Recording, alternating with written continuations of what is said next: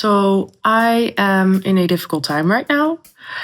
I have not overcome this one yet, but I have overcome difficult times in the past. And I thought I'd talk to you a little bit about difficult times and especially overcoming them as a creative person, as an artist, while I work on this painting that you'll see.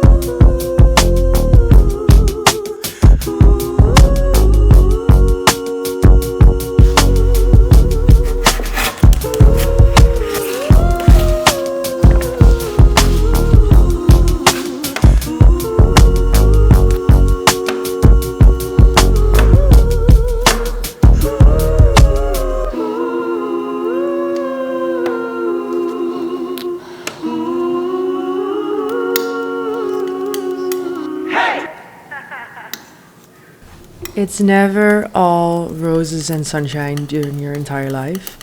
And though bad times suck and I would rather not experience them at all, they do shape us and especially how we get through them.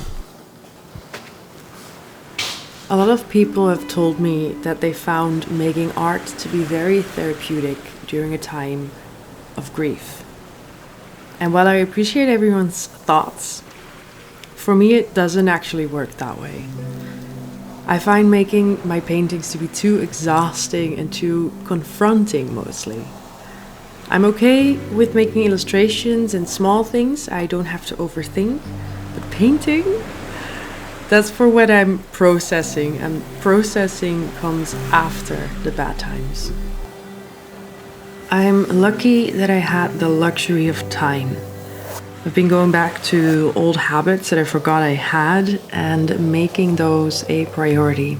And over time, I figured out that I didn't actually lose my creative brain and curiosity, but that it was just on pause. And that pause, I think, sometimes makes us scared. Because what if it never comes back? I've had months of pause. And when I was a teenager, years of pause, because I wasn't feeling good.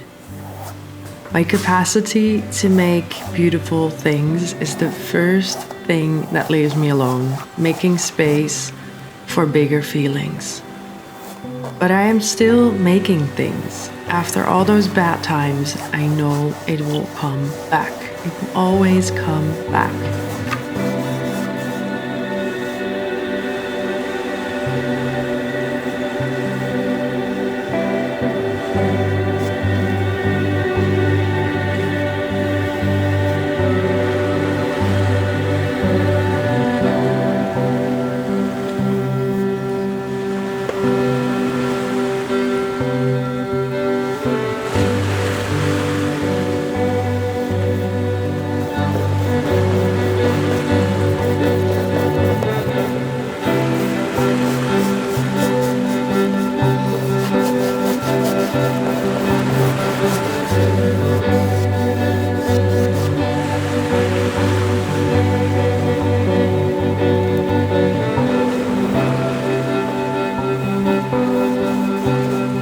It's much easier to talk about a bad time in your life when you've overcome it or are feeling better.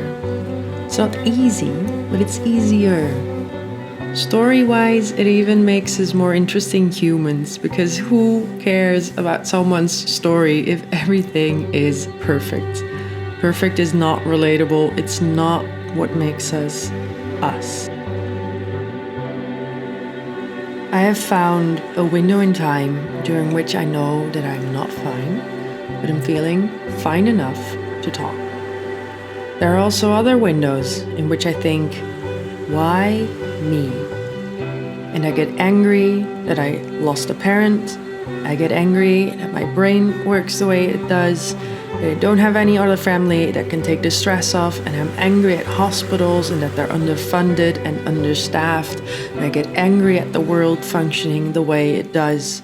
I get angry at people in charge that decide to turn entire countries to dust, and when my anger gets so big that I cannot comprehend and fix anything anymore, I may shout something nasty at a car that decided to cut my lane, and it's not the driver that I'm really angry at, but it is out.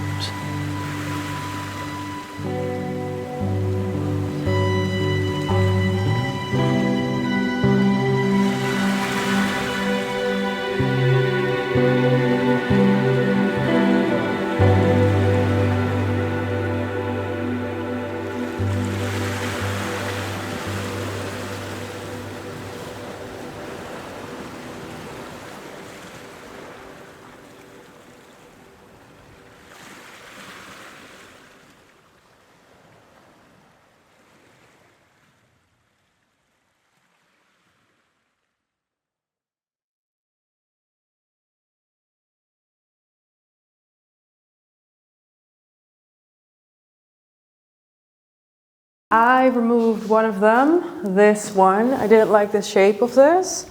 I'm still unsure if it was a good idea, but I also do like the contrast. I think my favorite shapes are this one and this one.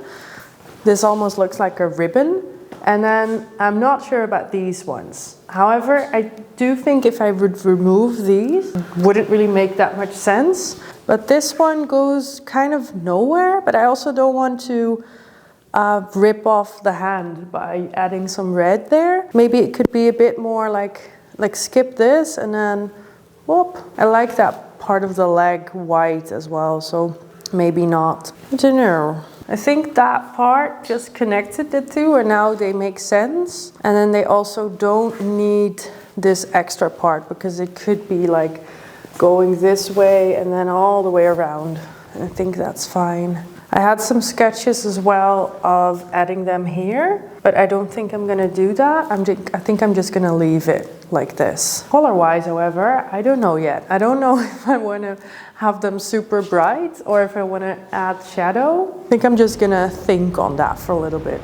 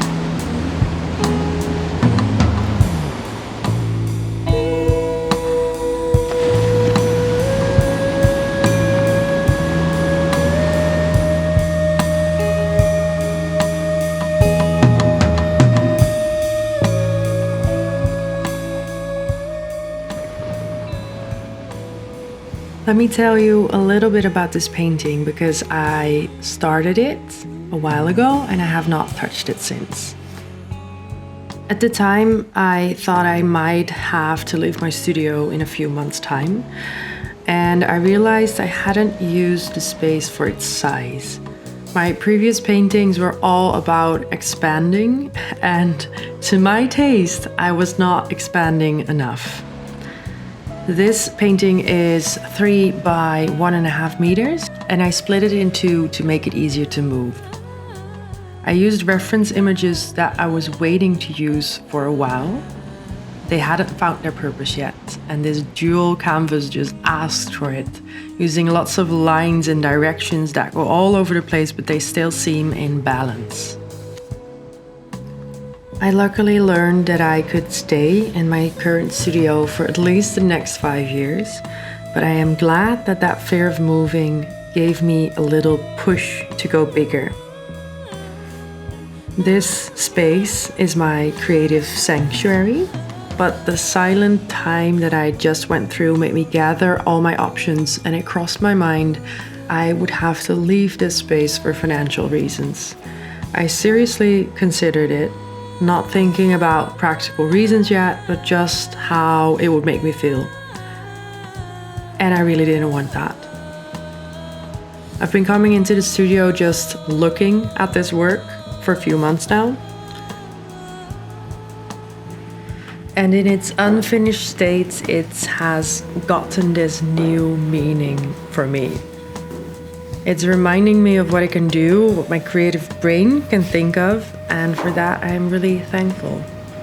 We'll get there.